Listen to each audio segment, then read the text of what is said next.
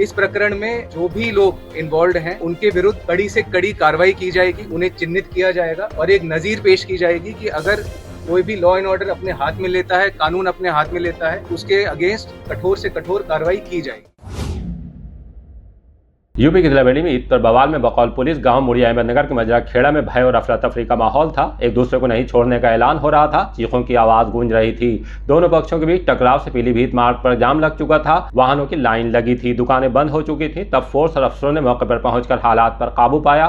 एक पक्ष के रफीक शाह, उनका बेटा वाजिद की पत्नी सबीना, नवैस, सलमान घायल थे, जबकि दूसरे पक्ष से अनिल को चोट आई है। घायलों को अस्पताल भेजने के बाद यातायात को सुचारू कराया गया। गाँव के लोगों को सुरक्षा का भरोसा दिलाकर भय का माहौल खत्म किया।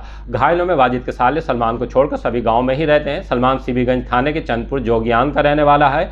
गांव में एहतियातन फोर्स को तैनात कर दिया गया है। इन तमाम बातों का जिक्र पुलिस की एफआईआर में है, जो इज्जतनगर थाने की चौकी बैरियर 2 के प्रभारी शिव कुमार मिश्र की तरफ से दर्ज कराई गई है। इसमें एक पक्ष के अनिल, नेत्रपाल, सुमित, आशुतोष, पंकज, छोटे, भूटानी उर्फ जसपाल और दूसरे पक्ष से रफीक शाह, शफीक, इरशाद, वाजिद, नवैद, इरफान, चांद, मुजाहिद, छोटे के साथ दोनों तरफ के 2-2 दर्जन अज्ञात भी शामिल किए गए हैं। इन पर भारतीय न्याय संहिता बीएनएस की धारा 115(2), 126(2), 191(1), 191(2), 109 और आपराधिक कानून अधिनियम की धारा 7 लगाई गई है। बवाल को लेकर दूसरा मुकदमा वाजिद शाह की तरफ से सुमित यादव, अनिल यादव, आशुतोष, नेत्रपाल के खिलाफ बीएनएस की धारा 115(2), 352, 351(2) और 333 के तहत लिखा है। सितंबर 2024 में सुमित यादव उनकी बहन को बहला फुसलाकर भगा ले गया था, जिसका मुकदमा दर्ज करा दिया था। इसे लेकर ही कुछ दिन पहले इन्होंने मारपीट करते हुए जान से मारने की धमकी दी थी। दूसरी रात घर पर हमला बोल दिया और मारपीट शुरू कर दी। खैर, पुलिस मामले को लेकर कड़ा एक्शन लेगी, ये एसपी सिटी मानुष पारिक ने रात मुड़िया अहमदनगर गांव पहुंचने के बाद साफ कर दिया था। बवाल में एक पूर्व प्रधान का नाम दोनों पक्षों को भड़काने के लिए सामने आ रहा है। थाना इज्जतनगर में जो स्थित गांव है मुड़िया अहमदनगर, वहां से एक लड़ाई झगड़े की सूचना प्राप्त हुई। सूचना प्राप्त होते ही जो थाना अध्यक्ष हैं और थाने की पुलिस टीम है वह मौके पर पहुंचे। मौके पर पहुंचने पर यह पाया गया है कि दो पक्ष, जिनमें पहले एक प्रेम प्रसंग को लेकर कसीदगी थी, उसी में ये दोनों पक्ष आपस में झगड़े, जिसमें कि एक पक्ष से 4 लोगों के चोट आई है और दूसरे पक्ष में एक व्यक्ति के चोट आई है। इसमें एक ये अफवाह उड़ाई गई थी कि फायरिंग की घटना हुई है और गोली लगी है कुछ लोगों को, ये सरासर गलत है। अभी तक की जो जानकारी करी गई है, जो इसमें इंजर्ड हैं उनके किसी के भी फायर आर्म इंजरी नहीं है और इसमें कोई गोली चलने की घटना नहीं हुई है। इस गांव में पहले से 2 प्रधान जो एक ही समुदाय के हैं, उनके बीच में आपस में रंजिश रही है प्रधानी को लेकर और दोनों ने एक पक्ष को बढ़ावा दिया। इस प्रकरण में जो भी लोग इन्वॉल्व हैं उनके विरुद्ध कड़ी से कड़ी कार्रवाई की जाएगी, उन्हें चिन्हित किया जाएगा और एक नजीर पेश की जाएगी कि अगर कोई भी लॉ एंड ऑर्डर अपने हाथ में लेता है, कानून अपने हाथ में लेता है, तो उसके अगेंस्ट कठोर से कठोर कार्रवाई की जाएगी। अभी इस ग्राम में मुड़िया अहमदनगर में पूर्णतया शांति है।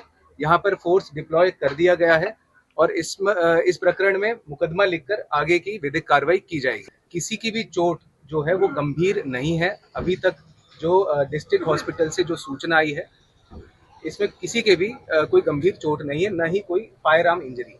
सर, दोनों समुदाय एक ही समुदाय से हैं या अलग अलग हैं? 2 अलग अलग समुदाय के बीच में एक प्रेम प्रसंग को लेकर यह कसीदगी कुछ महीनों से चल रही थी, उसी को लेकर आज ये इनके बीच में झगड़ा हुआ है। चलते चलते आपको सुनवाते हैं कि दोनों पक्षों के लोगों का इस मामले में क्या कहना है। बात ये हुई थी, मेरे चाचा लोग अपने सहारा में बैठ के जो है अपने कर रहे थे सहारा ग्राउंड पे। तो जे लोग तकिया वाले गए थे वहाँ पे सहारा में उनके पास, ठीक है, तो उन्हें वहाँ से घेर के लाए थे मारते हुए। तो हमारे गांव के लोगों को पता चली, तो वो लोग उन्हें गए थे बचाने के लिए वहाँ पे। तो हमारे एक गांव की रोड पे मार्केट है, तो उस मार्केट में बंद कर दिया था। तो वो है इरफान ने बंद करते हुए देख लिया, तो उन्होंने अपने साथ के सभी बुलाए। बुलाने के बाद में वो जो भी डंडा था उनके पास में हर औजार थे, A to Z जो भी था सब थे। तो शटर में लाते मार रहे थे और उन लोगों ने जिसने बंद किया था उन्हें गंदी गंदी गाली दे रहे थे। लोग यहाँ गांव के जा रहे तो उन्हें भी बहुत गंदी गाली दी और कह रहे धमकी दे रहे थे कि तुम गेट खोल दो, तुम लोगों से हमारी कोई लड़ाई नहीं है, हम इन्हें जान से मार देंगे, चाहे हमें जेल काटने पड़ जाए। इरफान का ये कहना था कि चाहे हमें जेल काटनी पड़ जाए पर हम इसे जिंदा मार देंगे। कितने लोग रहे होंगे वो लोग? वो कम से कम, मैं उधर तय नहीं पर मेरे साथ कह रहे थे कम से कम 250 लोग बता रहे थे। 250 लोग, सब हथियार लिए होते हैं? हाँ, हथियार सब पे थे, डंडा था, किसी पे कुछ था, सब कारचोबी वाले भी डंडे थे, सब औजार थे उनके। अच्छा, ये क्यों आए, ये वजह क्यों हुई? वजह ये थी, मेरा एक भाई है सुमित यादव, उन्होंने कुछ टाइम पहले बाजित की भांजी को मतलब भगा के ले गया था। लग रहा है मेरे लड़के के पीछे जो लोग वैसे भी पीछे पड़े हुए हैं बहुत दिन से। जो लड़की का मर्डर था वो तो हो गया था, चला था, सही है लड़की घर पे था। अब यार उन लोग मेरे लड़के के पीछे यही कहते हैं हम इसको मारेंगे, बाजिद को जान से मारेंगे, बाजिद को।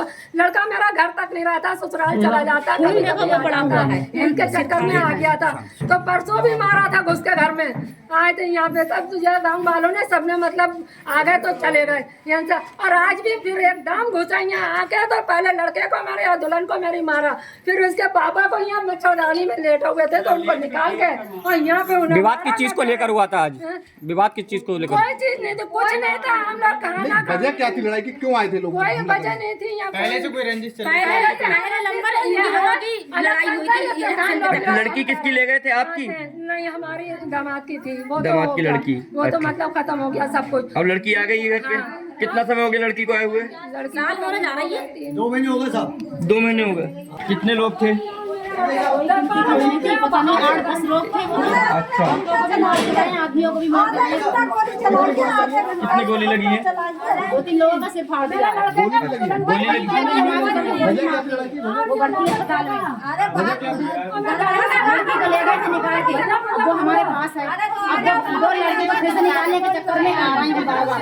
कल भी फायरिंग करके गए और आज। बहरहाल पुलिस ने अब इस मामले में किसी को गिरफ्तार नहीं किया है। इसकी एक वजह यह है कि अमला सीएम के दौरे में मसरूफ है। उनके जाने के बाद पुलिस क्या करेगी उसके लिए थोड़ा इंतजार कीजिए और देखते रहिए द लीडर हिंदी, खरी बात मजबूती के साथ।